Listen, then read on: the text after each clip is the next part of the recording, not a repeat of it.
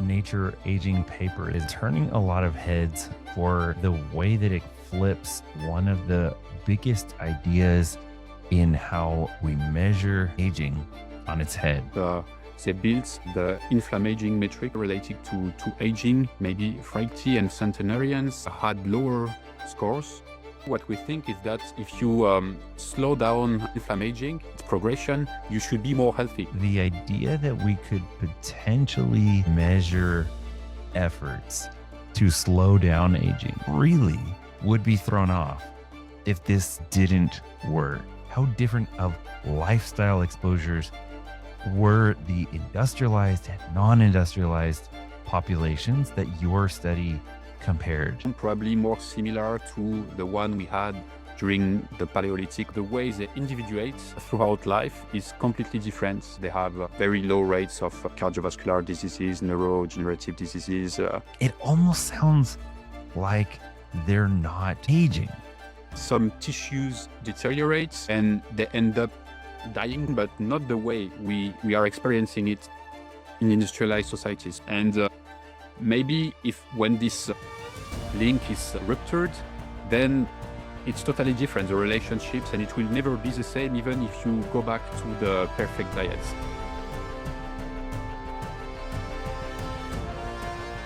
Welcome back to Saving Sapiens.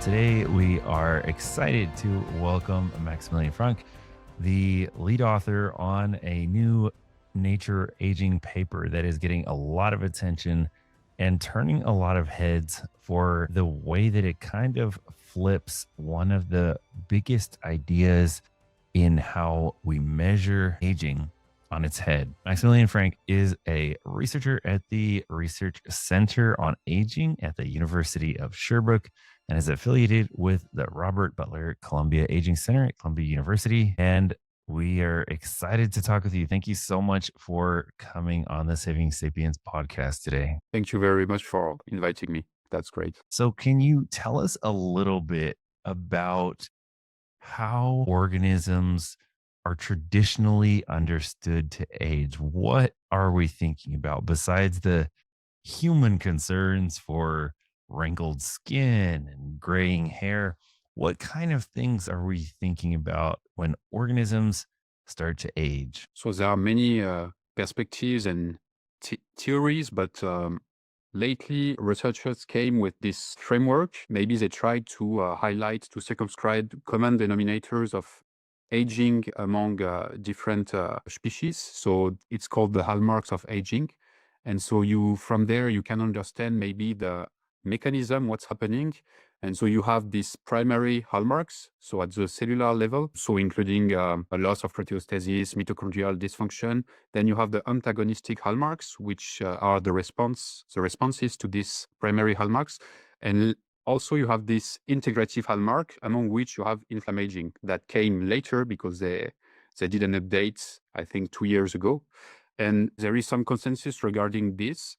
We showed in our paper that inflammaging, how we measure it, may not be universal, at least among human populations. But maybe we should discuss about how we measure inflammaging and why probably we had these results. So for audiences who are not as familiar with the aging research frontier, can you tell us a little bit about what makes the inflammaging or the inflammatory aging paradigm really promising from a measurement perspective? Why has this become such a popular narrative for metrics on aging? There is this paper also in Nature Aging from the David Ferment lab in 2021, and I think they showed that they built the AH metric, so some inflammaging metric, we could say. And it was associated, I think, with comorbidities and many bad things we could say related to aging. Maybe Franck and, for example, centenarians had lower scores.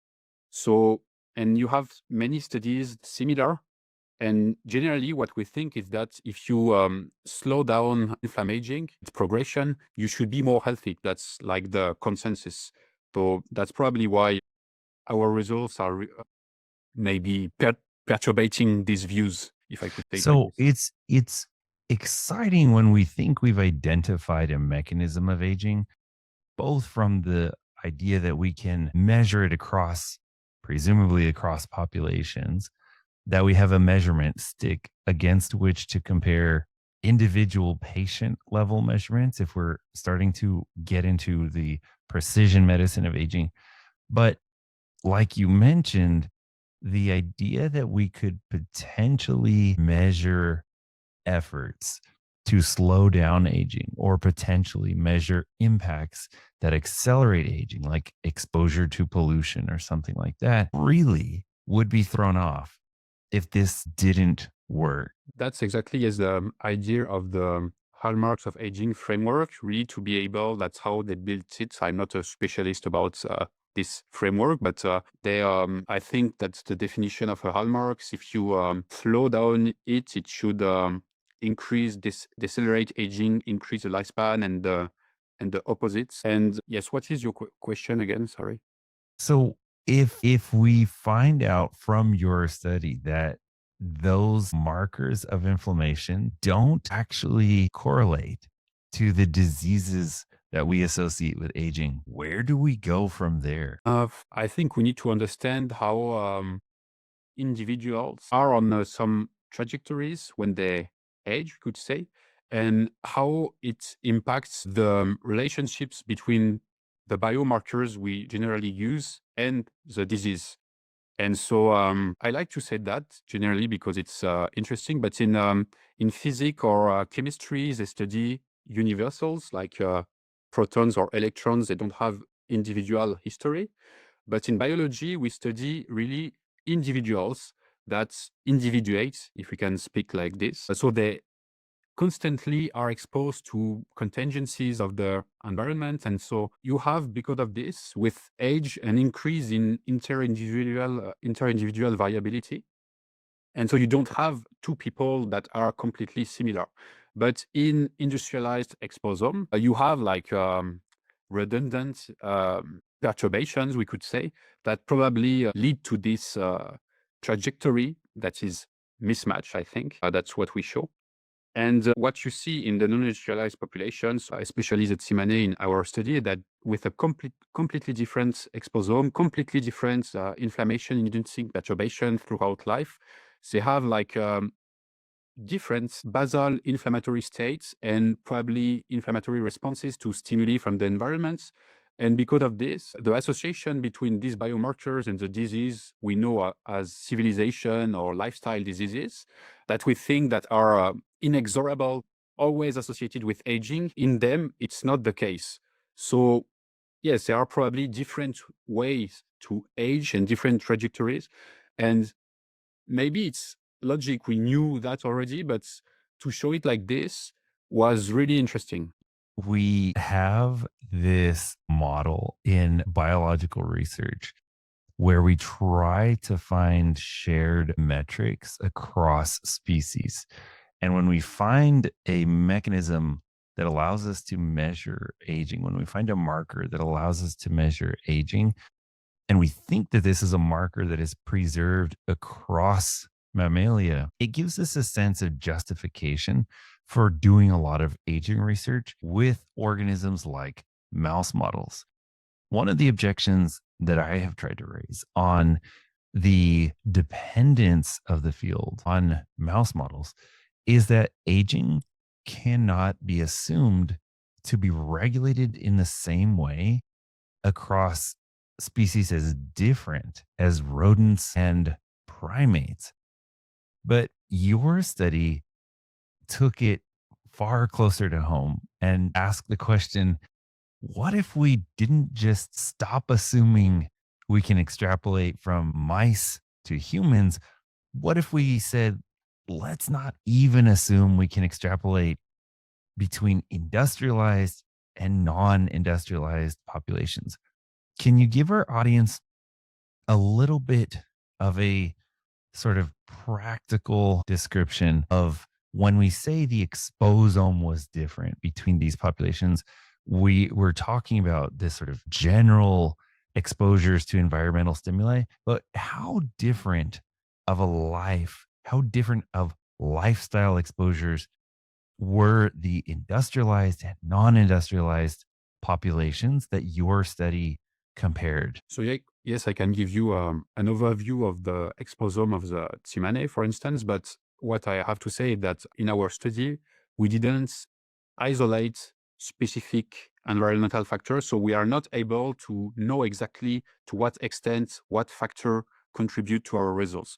But yes, the Tsimane, they have a very unique exposome, probably more similar to the one we had during the Paleolithic, maybe. But let's start with fertility. For example, I think women have 9.2 children on the average. So that's completely changing. I mean, every time you get pregnant, it's changing some immune balances. And then when you breastfeed your baby, you have like biomarkers involved. It's completely changing this. They also have what a very important factor is Helminth infection. So I think it's like around 60% of the population there has Helminth, and I think it's like 1.3 species on the average per individual. So that's a lot, and also a lot of other pathogens. They have, of course, a very different diet. I think low fat, high fiber. They have very high compared to us levels of physical activity. And yes, all of this is changing, of course, some immune equilibriums, like the diets. You can go toward the gut microbiota, and it's probably interacting with the helminths. So you don't know exactly the relationships between these parameters, how the facts having helminths and this diet in the same times interact. Because we might think, yes, let's just have helminths in industrialized societies, but maybe if you have a different diet, it's not working the same way. And yes, the level of physical activity, for example, I know that there is some IL-6 lactate-dependent production, so it's changing like the equilibriums between these cytokines we use to measure inflammaging. An important parameter, I think, an important factor is also psychosocial stress. It's probably lower and difference in terms of implementation because the relationships between the individuals are completely different. I don't know, but like the grandparents are helping a lot their children to raise a grandchildren. Maybe this type of stress is like when you are 30 in an industrialized society and you are alone sometimes with your children with a lot of mental burden.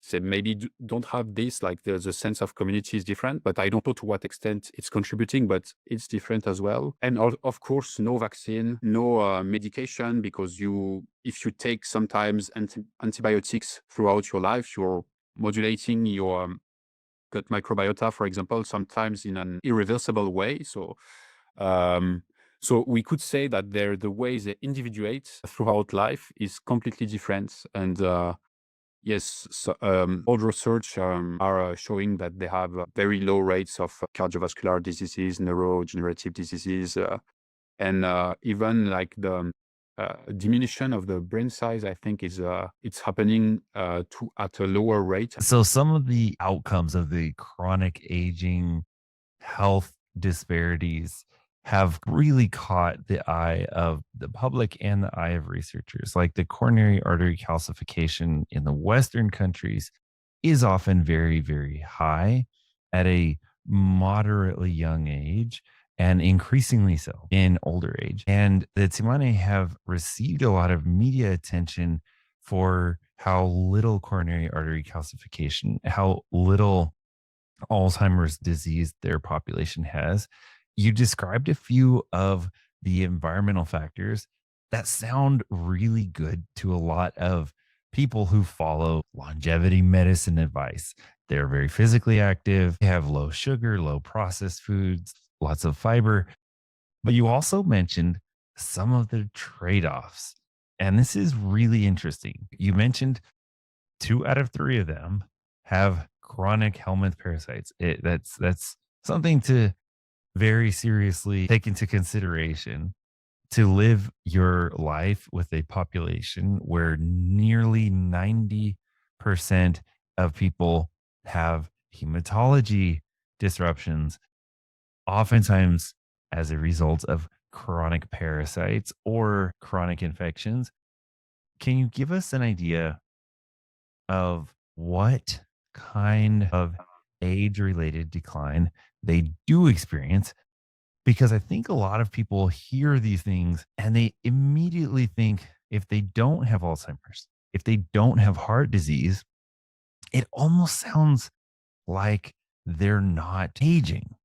And then if you combine that with your paper showing that the inflammatory blood work doesn't predict aging disease either, it really sounds to a lot of listeners almost like you're saying they don't experience age-related decline. And of course, you're not saying that, but help us understand what is life like for somebody in the Tsimane as they get older, as they're 40, 50, 60 years old. How does that work for them? So I can not answer your question, but I can give some views maybe. They are aging, of course, because even if you take another hallmark, so I think there is a paper with a methylation clocks, epigenetic age, and I think they had like lower epigenetic age, but still it was like advancing like in other populations. And regarding what we studied in this article, is just that the axis of inflammatory variation we identified, and so we identified one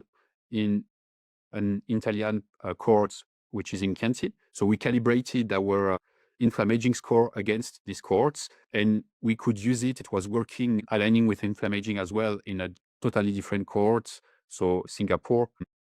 And so we thought, yes, it's this metric is working in both population. It's increasing with age.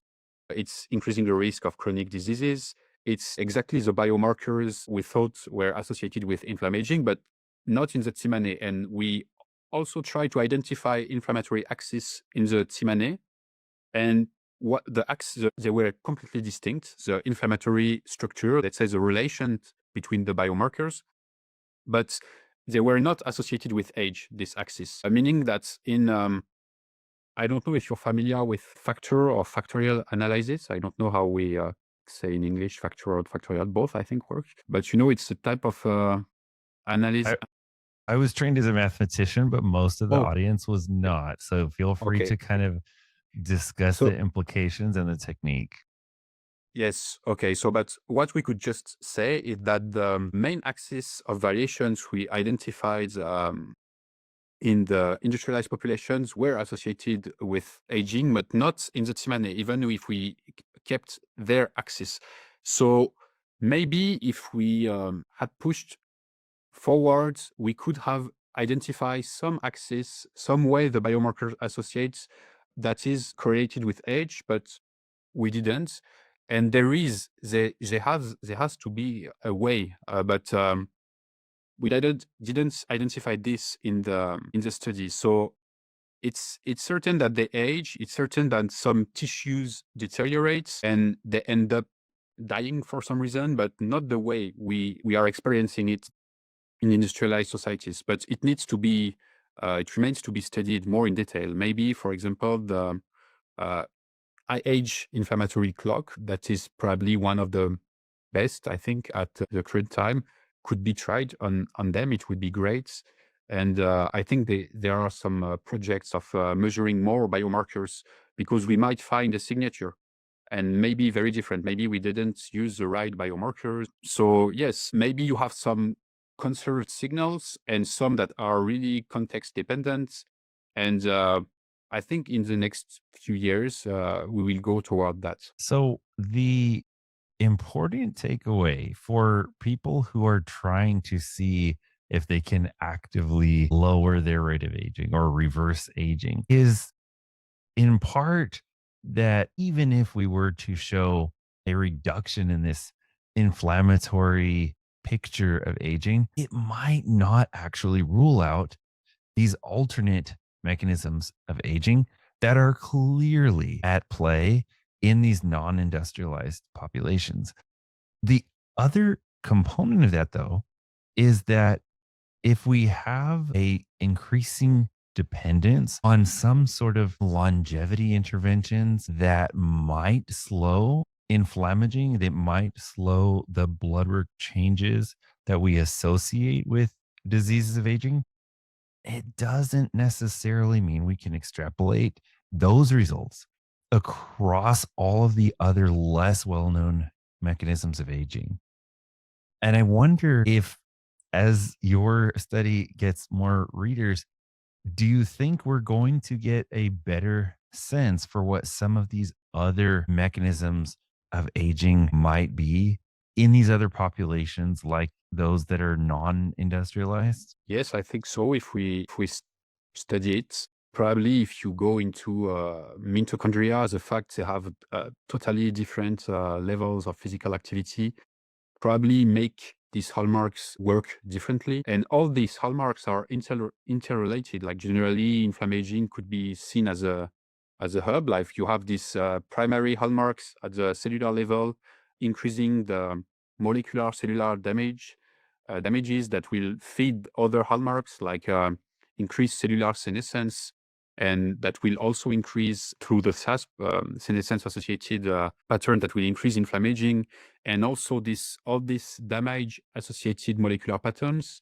so self debris, will also feed the phenomenon that was coined macrophaging by Claudio Franceschi. So and probably this is increasing aging throughout, inflammaging throughout life. And this doesn't happen exactly the same way. Maybe I was thinking maybe cellular senescence. So I know there are discrepancies across tissues. I think in muscles, senescent cell accumulates more slowly than in other tissues.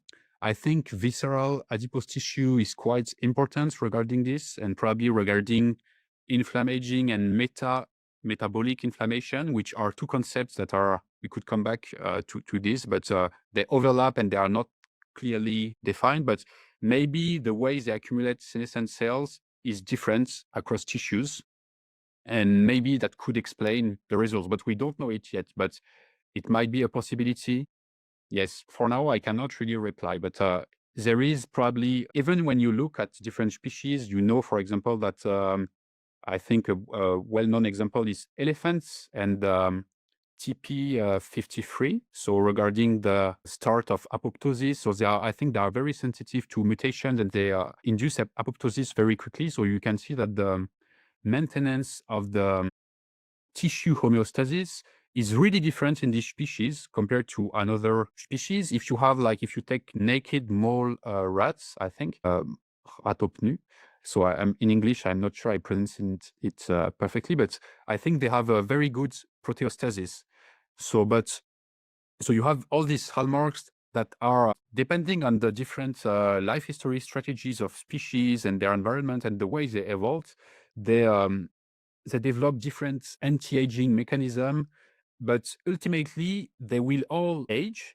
It's called you have this paper called the Danaid theory of aging from Alan, so my PI, and that's what they say. Like after a certain level of complexity, you cannot avoid aging.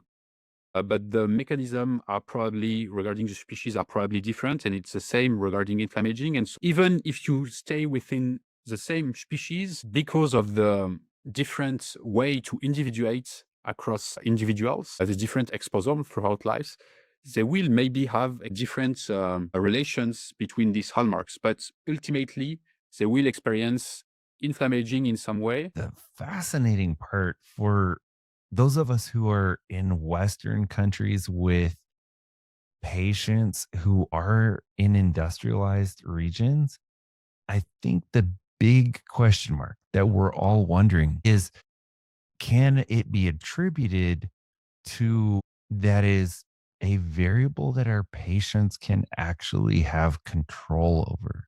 Because it's understandable that in certain lineages of mammals, like with elephants, there are inherited contingencies, there are genetic programs, or there are, in the case of elephants, there are high copy numbers of TP53 so that they can protect against the formation of something like a runaway tumor. But because humans across all populations are overwhelmingly closely related, like we're talking like 99.8% genetically identical between the most distantly related humans on Earth, we have this suspicion that somehow there must be some aspect, like you mentioned, perhaps the constant physical activity, perhaps the type of dietary exposures. There has to be something, it would seem, that counteracts the effects of inflammation. Because to be clear, your study's not saying they don't have any kind of inflammatory markers. Your study saying that when they do have elevated inflammatory markers, it's not correlated to chronic disease the way it is in Western populations. Is that correct? Exactly. And actually, they have higher inflammatory levels, but it was not rising with age and not associated with chronic diseases, meaning that it's also a conclusion. Maybe we should look at inflammation in a different way, but and add these biomarkers, because maybe we can come back to this later, but they have importance regarding routine activities, homeostatic activities, like. And there is this paper from Ruslan Medzitov, the spectrum of inflammatory responses ranging from homeostasis to acute inflammation. But I will reply to your question. So we know that physical activity, good balance, diet, good sleep patterns, this thing will obviously be very good regarding your inflammatory trajectory, if we could say. But what I said earlier is that I cannot answer exactly regarding the extent to which each of these parameters will help. Maybe it's the physical activity and the Helminth that explain most of the results we had regarding the TMNA. I don't know that, but yes, physical activity is very important, I think. The concern I think a lot of people will rightly have is, are we going to find out it's like 90% physical activity, 10% Helminths perhaps suppressing the cascade of immune response? Or is it going to come down and be like 10% physical activity and 90% Helminths? Because not very many of my patients want to And sign up for a Helminth parasite. yes, but Helminth could maybe help genetically prone individuals to autoimmune inflammatory diseases. Maybe you have, like, depending on your combinations, and you are more susceptible to develop this type of diseases, like the type 1 diabetes, Crohn disease, etc. And yes, maybe also we could discuss that. But I think that in European populations, I know some papers mentioning that the polygenic risk scores for these diseases increased, I think, in the Bronze Age, during the Bronze Age, while our risk scores, polygenic risk scores for infectious disease decreased. Like you had, like, it's very interesting when you, and in other population, when you look at the Neolithic revolutions, because you see a parallel situation with a big change, a shift in the exposome, and you see that some genes evolved very quickly. And yes, you said that we are very similar to every individual on the planet. That's totally true. But regarding the immune system, there is some plasticity regarding certain genes, and it's probably, maybe it could contribute to explain the results a little You're bit. referring to this slight variation in the immune regulatory genes. Mm. Yes, yes. For example, I came across a paper mentioning that a lipopolysaccharide binding protein, I think you have, like, different variants, and you have a more active variants, and the proportion of the more active variants increased in the European populations. So maybe, for example, if you look at, gut permeability, metabolic endotoxemia, people with these variants, and maybe European populations in general, are maybe more prone to metabolic endotoxemia. So that's one example, but I know you had, like, also some genes, like in the JAKs, in the JAK stats, like Janus kinase, like TYK2, some variants got positively selected, and TLR, toll-like receptor related genes, and this evolved really, really quickly. And also, there is this study in, so mice, you mentioned that mice, yes, we study maybe mice too much, and that's true. Mice and humans separated, I think, around 75, 80 million years ago, even before dinosaurs disappeared. And I think there is this study, I can give you all the references if you want after. They studied the orthologous genes. So it's genes that have a common ancestral genes before species diverge, before the speciation event. And the saw that with the higher sequence divergence were related to immunity, olfaction, and reproduction. But immunity and a lot of them were related to cytokines. And maybe that's also one reason, because sometimes you have studies comparing mice to humans and it doesn't make sense. And there is one, yes. They used also the autologous genes to compare, I think, monocytes, or I'm not sure, but from mice and humans to some stressors, and the responses were very different. So when we study inflammaging in mice, maybe it's not the best way. Also, with like the tendencies we highlighted in humans, like industrialized populations, some of them were met in mice, I think, and it's also interesting to highlight the fact that the mice we study in laboratories are in totally artificial exposomes, like the artificial lights. The food is maybe even more processed, like these show diets, than the food of humans, because we still eat some vegetables and fruits mixed with ultra processed diets. But and yes, coming back to your question, so for example, Helminth, as I said, genetically, depending on if you are more genetically prone towards autoimmune diseases, it might help more. But physical activity will be definitively good for everyone, because the physical activity, it's some kind of expectation from your immune system. Like it's expected to keep some balances right. Just like for some people who are genetically prone, Helminth will help bring back some balance that is needed. But physical activity, it will be for everyone. I'm quite sure about this. Food, it's probably the same. I mean, it's obvious that we all need a balanced diet with a certain amount of fibers to maintain some gut diversity. Also, I'm having questions, for example, regarding populations like the Inuits. Only the Inuit, I would say, because they adapted quite well, for example, to their ketogenic traditional diets, with even some variants lowering the insulin sensitivity of muscles. So, and I'm wondering, that's something that was not studied, never studied. But during my PhD, I published an essay speaking about the differences regarding the, for example, the gut morphology of different great apes, and how maybe it might impact our sensitivity to gut permeability, metabolic endotoxemia.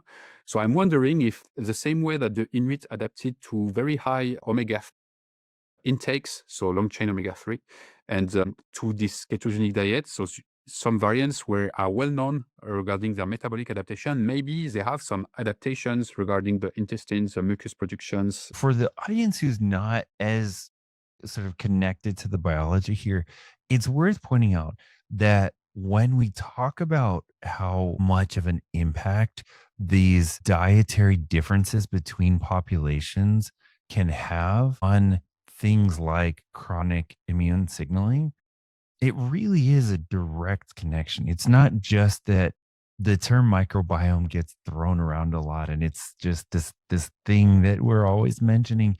There's a very specific measurable impact on the immune system and gene expression. You mentioned earlier the toll-like receptors, the TLRs are almost, if you can picture for our audience, a little hook that is sort of waving around inside of your intestinal tract, sort of catching signals from the microbiome, sampling the microbiome. And it is a direct connection between your body, between your immune system, and between your gene expression and the microbiome. And we, as an industrialized population, have a dietary exposure that is neither of these ancestral conditions. It's not the wild game and whaling and fishing that a tribe, like you mentioned, like the Inuit, would be consuming, that's highly ketogenic, but still low in super processed foods, still low in super hyper sweetened foods. And it's certainly, the Western diet is certainly nothing like a horticulturist, a hunter gatherer. It's nothing like any traditional tropical diet at all. The amount of daily Western sugar consumption and the drastic drop in fiber consumption means that our gut is not interacting with the microbiome the same way. And that means that we're not carrying the same microbiome that our genes were originally expressed in our ancestors. And yet, all of the longevity studies before the one that you guys published seemed to operate under this assumption that Western population based studies were getting an accurate interpretation of the connection between inflammation and aging. And would has anybody since the publication, has anybody kind of come up with an excuse for why that is still the case? Or do you guys feel like you have really kind of closed the book on that argument? Yes, that's what you said is I totally agree with everything you said. And for example, just giving some numbers, some articles estimate that the amount of fibers was maybe 100 gram per day. And the recommendations today, depending on the countries, it's generally between 20 and 30 grams, but people are not even meeting that. So in some countries, we will have like 5 to 10 grams a day on the average. So it's 10 times less than what should be needed. And it's not only the fibers, but probably all the phytochemical compounds from the plants that are also important. And beyond that, you also have maybe losses of microbes that then you will never get away because you get some microbes from your mother, from the environment, and you have some phylogenetic. You can follow a species co-phylogenetic patterns between the species and its microbiota, and maybe if when this link is ruptured, then it's totally different, the relationships, and it will never be the same even if you go back to the perfect diets.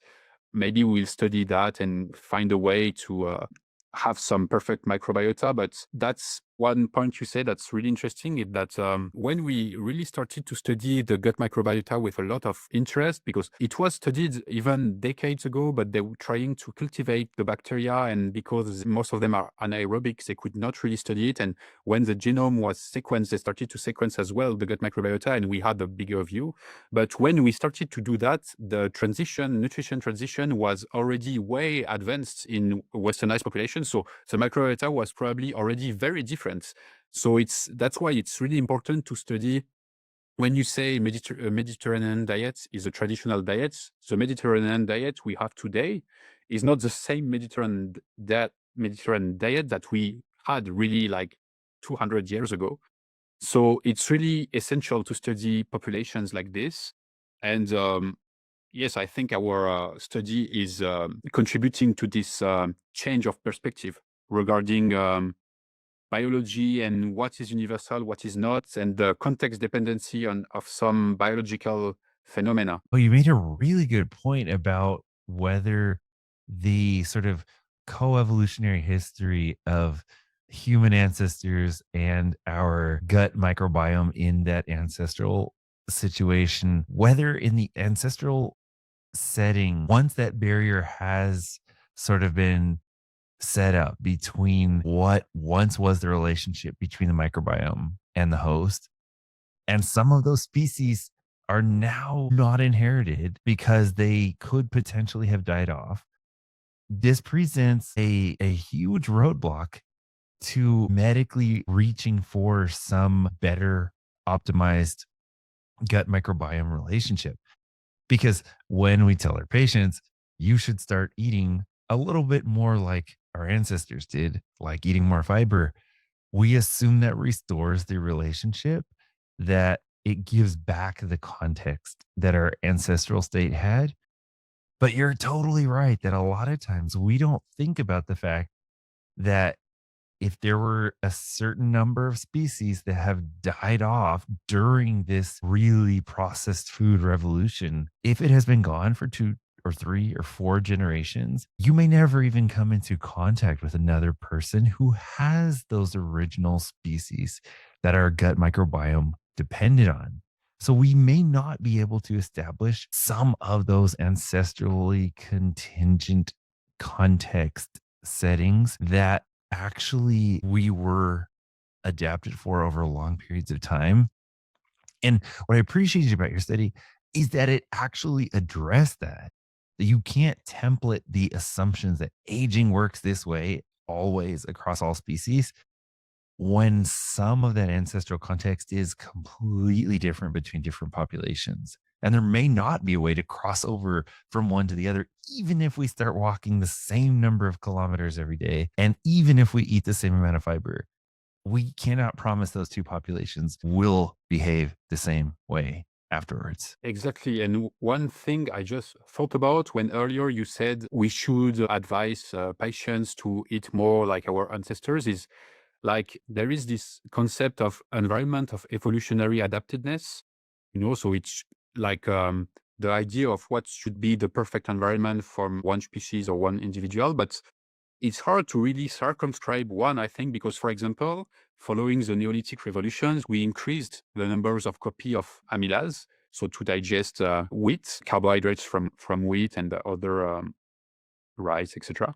But it doesn't necessarily mean that you are now adapted perfectly to this diet, for example. So you are a mix of different. Like if you look, for example, at Europeans, they are a mix of maybe three different founding populations. So you had like the hunter-gatherer, then the farmers from Anatolia, and the Yamnaya later, and maybe you have some variation of what should be the perfect diet regarding of your background, and it's purely like luck, like genetic lottery, like what you just like what I said earlier about being genetically prone to prone disease, for example.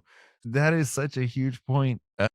There's the ever since the proposal of this environment of evolutionary adaptedness, this model of evolutionary mismatch has kind of dominated a lot of the literature and the language with which we describe the disrupted adaptive contingency.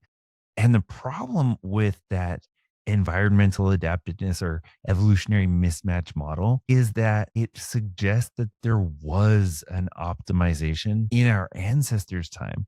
And you're absolutely right. Every generation that you could specifically test the balance between the environment and gene expression and the individual organism, natural selection was never optimizing for the best health, the longest life, because natural selection picks for highest copy number of a gene in your descendants. Love that you brought up the amylase and the fact that we increased our amylase copy number after the agricultural revolution began. Because, of course, the person who was perhaps savoring the carbohydrates in the domesticated crop species a little bit more probably had more calories available to have more kids. And so that would be a selected trait. But in the actual anthropology record, lifespan didn't go up, health didn't go up, and infectious rates, sadly, do seem to have gone up in those early sort of agricultural city centers where sort of crops took hold. So you're absolutely right. We're not looking for the sort of optimal ancestral state because we understand that that's a little bit of a naive idea to start with. You really summarize well the total shift that happened with Neolithic transition and all these changes. And yes, for one example I just thought about is I think it's called hematochromatosis. I'm not sure you're the physician, so maybe but these people who they absorb iron better, and it's it was better in this environment because when you eat wheat, you have this phytic acid that is capturing like magnesium, iron, zinc, and so you don't absorb them well because they didn't refine the wheat like we do. So they had very high amounts of phytic acid, so they had like anemia, and they were in very bad health. And so this variant increasing the absorption of iron was really good in this environment, but today it's not the case. Like it's you will age maybe faster if you have this variant and if you eat too much red meat and iron. And Yes, these that's patients visit us in the hematology clinic for ongoing management. So you're absolutely right. In the present setting, this is a trait that is not particularly helpful for the vast majority of individuals. It still was and selected for. and exactly what you said about like reproduction. There is a paper about an author called, I think it's well from 2020, and they said exactly that. So they used the framework of the life history strategy, and they said that following Neolithic revolution, probably the trade-off happened with higher investments into reproductions and lower investment into higher investment to reproduction, and they said defense because of the immune system, and lower investment into, they said, growth and maintenance. And as you said, the people, they had a decrease in the height, bone density. I think they have dental problems. Yep. Maybe Yep. some studies highlight that the size of the brain was decreasing. So a little bit, maybe we gained it back later, but it was a totally mismatched environment. We can say it was 10,000 years ago, depending on where you were in Europe. Maybe it was agriculture came later, depending on the region, but it was a totally mismatched environment. And we kind of adapted to it partially, but we are adapted to certain things and maybe not others. But as you said, evolution really wants that you reproduce more, even if you are sick or you are accumulating damage in your joints and aging faster. As long as you reproduce, that's what will be selected. So, but I think that hunter-gatherer, on the average estimation, said women were breastfeeding their babies until 4 years old. But after the Neolithic revolution, it was maybe 1 year old, because on the average, because they could start giving them some wheat things and probably it was not very good for the baby. But anyway, they were Yeah, having. you can imagine a Neolithic parent deciding to wean a child early and giving them some very mediocre porridge that they had made from crushing up the grains that they Yes, had yes. harvested, and then having another kid. And of course, the tragic thing is that this resulted in incredibly high childhood mortality. And of course, this doesn't mean nobody exceeded the average age, but what it does mean is that for every parent who was making it into their 20s, 30s, or 40s, there were so many children dying in the first 5 years of 6 years of life from malnutrition, parasitism, succumbing to infection, iron deficiency, anemia because of chronic parasitism. There was stunted growth. It was a very, very, very hard time to live. So we definitely don't want to encourage people to take a trade-off that is that dramatic, because it's not going to increase your health. But going back farther to hunter gatherer or horticultural times isn't necessarily going to extend your lifespan significantly either. So in Tsimane, the Malaysian group that you studied, do you know their average adult lifespan and how that compares to Western industrial populations? So I don't remember the number, but in the Tsimane, it's probably lower than in industrialized populations, but they die from other reasons, like infections, predation. So, but you have people reaching like 90 years old and over, and these people they don't have the chronic disease we experience. So, and in the orang asli, I don't know, but I think it's probably not that great, because they are experiencing right now the transition. That's why probably it's good to study them right now, because it will be too late in a few years, decades.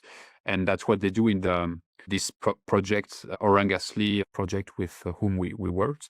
But they are, you have a lot of subgroups of Orang Asli, and some are living in a more traditional way, and some are more close to the urbanized, industrialized way of life. But you have higher and higher rates of metabolic diseases, and they are eating more and more industrialized oils, vegetables oils, and refined sugars. And so it's what's bad is that in industrialized world, we had these epidemiological transitions from, as we said, anemia and infectious disease towards non-communicable diseases. But then right now, they start to have the non-communicable diseases, but they still have malaria, anemia. So they are Ah, between two stools a little bit, and that's not yeah. that great. And from our paper, you see that there is a slight increase of the inflammaging score with age, but lower still than in Incanti and SLAS, the two industrialized populations. So yes, maybe if, I don't know, in some subgroups, we could reverse this if we promote more their industrialized lifestyle, but I think it's hard, because you also have the economic context, and sometimes it's too late to go back. Like, for example, I was mentioning Inuit earlier, but regarding Inuit, it would make no sense because you have less and less of the like beluga, polar bears, and every species they eat. The species, because you have like a persistent organic polluants, currents bring them more in the north. So the food they would traditionally hunt would be more polluted than the market food. And it's too late also for the level of physical activities. They won't now hunt anymore with like arrows and ancient materials and dogs.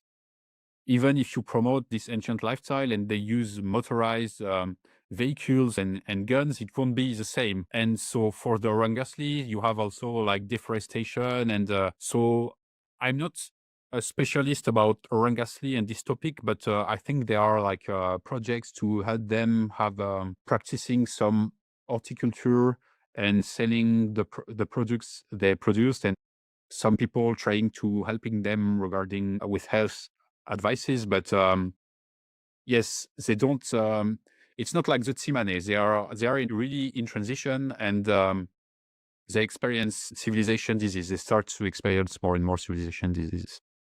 You make a really good point, and I think that one valuable way that we can start to approach understanding the contextual nature of aging and disease and gene expression is by recognizing that there are all of these different contingencies built in, that you as an organism depend on your ancestors for the genes that you have. You depend on the developmental stages that you've passed through. If you had perhaps any altered development from fetal exposures, from early or late weaning, how much breastfeeding happened, whether there was a microbiome transfer from the mother, and then you have regulatory signals from your environment and from your epigenetics that can be fluctuating throughout your entire life. These sort of adaptive contingencies make this enormous network of conditional variables. And a lot of times you really, really identified something super important, that they tend to be changed one at a time or two at a time, but almost never all at the same time.